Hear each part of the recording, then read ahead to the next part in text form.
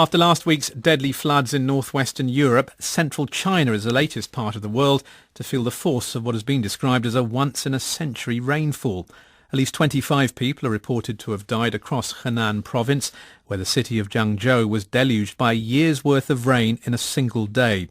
Homes, schools and hospitals have been flooded, but the most terrifying images have emerged from Zhengzhou's submerged subway system, with people trapped in carriages as the rising waters reach shoulder height. Kerry Allen from BBC Monitoring has been keeping an eye on Chinese social media. She talked me through some of the messages and the dramatic footage that people have shared.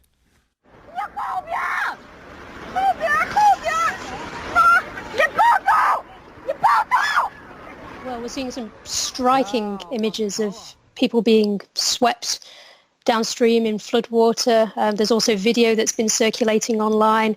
It looks like people are being swept down a river, but this is actually a road. There's been so much rainwater in Henan, particularly in a city called Zhengzhou. And there's been a lot of footage that people have filmed from their apartment buildings, and you can just hear them saying over and over again, oh my God, because they cannot believe what they're seeing. The most striking, I guess the most terrifying for anyone who's ever travelled on a subway system are those images coming from underground, though. Let's have a listen to some of it, and perhaps you can tell us what we're seeing.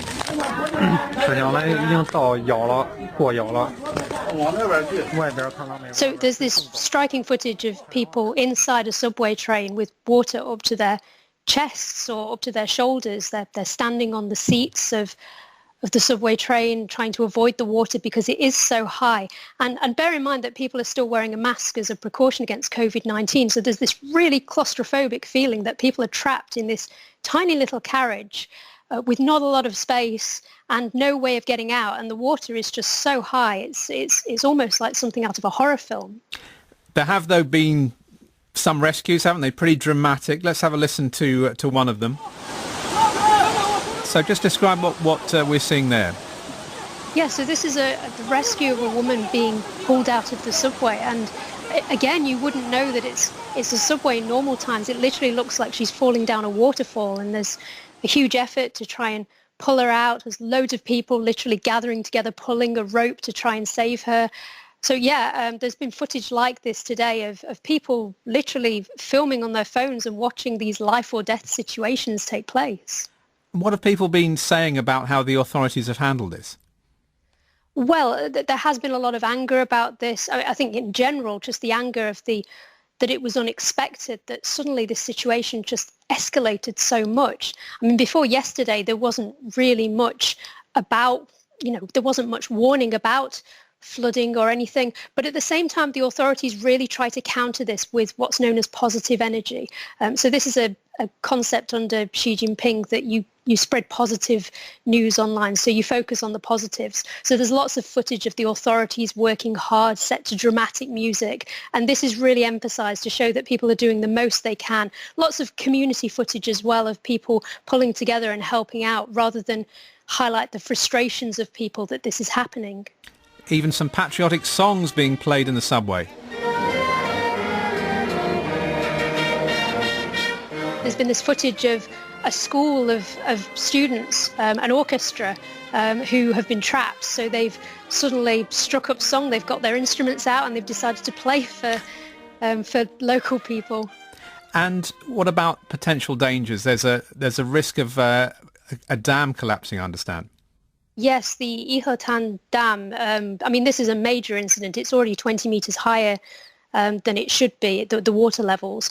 There have been reports that it's got major structural issues and that it could collapse at any time. There are also other concerns as well. There have been landslides in 3 areas, and at least 14 reservoirs have overflowed. So there's a real potential that we're going to be hearing in the next few days of major disasters taking place. Interesting messaging from the authorities to local officials, telling them not to wait for orders, but to just act if they think that there's trouble ahead.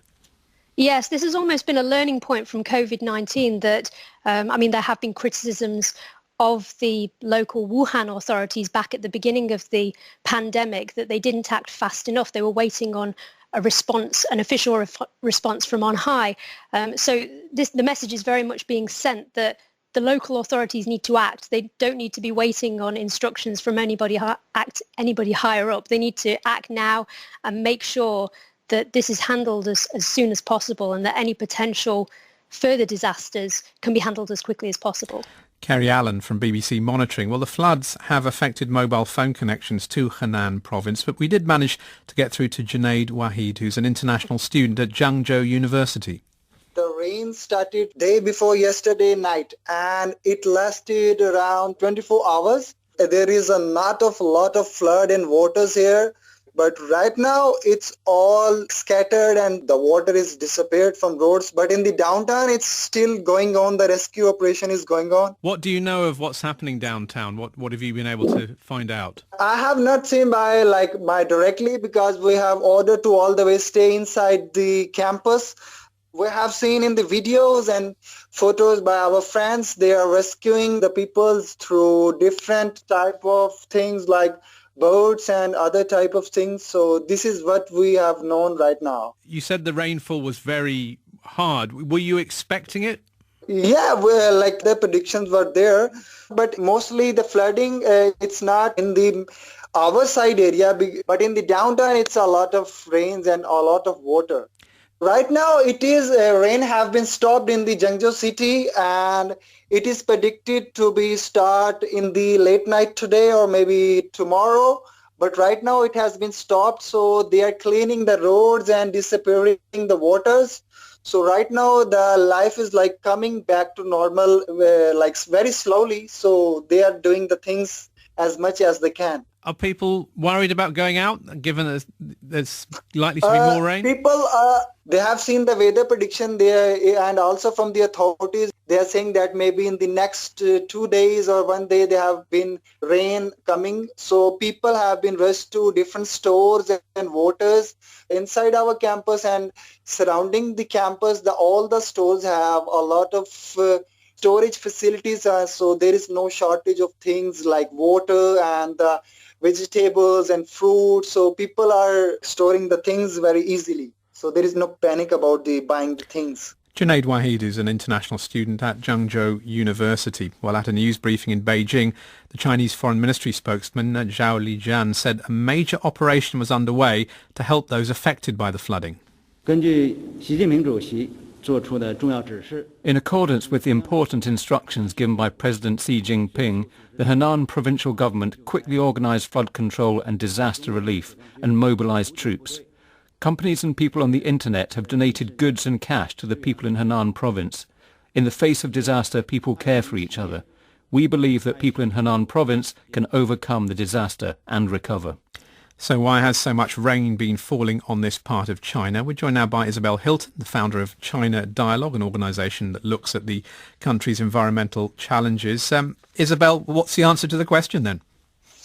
Well, there are a number of answers to the question. One is that the Yellow River floods every year to some degree or another. This exceptional rainfall, however, is almost certainly attributable to climate change. It is the typhoon season, but a warmer climate means warmer seas and warmer air. That means more evaporation. That means heavier and more intense rainfall. And one of the difficulties, I think, that we're all facing, not just in China, is that our engineering has been built to stresses that occur once in 100 years. And as the weather becomes more extreme and the impacts become more extreme, those stresses may not be enough. Greenpeace in China has spoken about urbanisation as being an important factor in this. What's your assessment? Well, urbanisation is one factor, and it's certainly a risk factor. I mean, if Zhangzhou wasn't urbanised, people wouldn't have been trapped in the underground railway, but it also has an effect. It has a local heat island effect, but that's not enough to change the climate or enhance the intensity of the rainfall. Where it does have an effect is that rivers like the Yellow River, which carry very heavy silt loads and historically have often changed their course, they flood naturally. And normally, I mean, if people don't interfere with rivers, the kind of energy that builds up with a major flood event can disperse and does disperse laterally. So they flood earlier and they flood sideways. So you don't get this enormous build-up of immense kinetic energy in a river, in floodwaters that can't go anywhere. So they go powering down through the river, and eventually when they do flood, it's even more catastrophic. It happened with the Indus floods, for example, in 2010, where engineering had channeled the water, it couldn't go sideways. If a river floods sideways, it's much less fierce. It also recharges the groundwater. But of course, once people are inhabiting the local area and have built on the riverbank and controlled the lateral flow of the river, that tends not to happen. So of extreme weather and engineering. So what of the response to this? And we saw certainly in Germany last week, notably, that senior politicians were immediately coming out and say, yes, look, man-made climate change is an important factor in all of this. We need to do more. What is the record of the Chinese authorities? What are they likely to say about that? Well, they're likely in the first instance to want to demonstrate that the party is responding, that the rescue operation is well run and efficient, and that is under control. Henan had a catastrophic flood in 1975 in which 120,000 people died, and that many of them died after the event because they weren't rescued. Things have improved since then. On climate change, the Chinese government doesn't have a denial problem, if you like. It understands about climate change. It understands about vulnerability. And I think that this message will certainly get through in terms of, needing to speed up climate policy, as we all need to do. I just want to ask you on the level of our cities. But on different levels, how does it filter down from a governmental level in Beijing to the local authorities? I mean, it's notable that the central authorities are now telling local governments, look, just act if you need to. Well, on climate change, yes. I mean, we had a national target, a carbon neutrality target of 2060 was declared by Xi Jinping last September. What happens then is that enters the planning system at the top, and it percolates down through the 14th Five-Year Plan, which was announced as a headline operation in March, but is now being enacted at provincial level, at city level. So throughout China, governments at every level will be expected now to produce a plan that gives a pathway towards carbon neutrality at 2060. And that's how planning works in China. Isabel Hilton, founder of China Dialogue. Thanks very much. You're listening to News.